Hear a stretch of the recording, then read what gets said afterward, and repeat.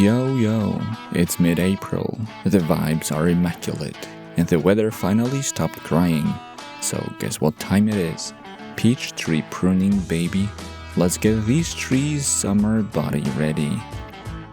Welcome to the orchard, where chaos meets gardening.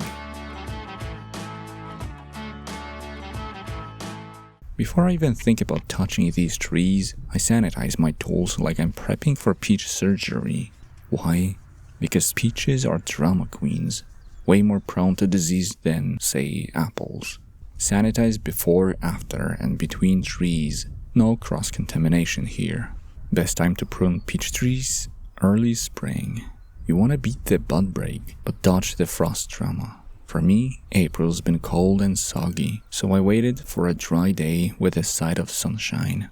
Remove anything diseased or damaged, crossing branches, growing toward the center, weak or spindly twigs, and anything that just doesn't fit the shape you're going for. If it's messing with your open center vibe, say goodbye. For peach trees, you want those strong, outward growing 1-year-old shoots. They're the fruit factories. That's where the magic happens.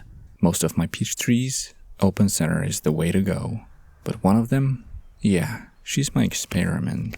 I train her with a modified central leader. Vertical vibes, but with side branches to keep things breezy. Maybe she thrives, but let's be real, open center is still the goat for peach trees. When it comes to pruning, peach trees are extra. You can take off about 40% of the tree. Apples, usually 20% max.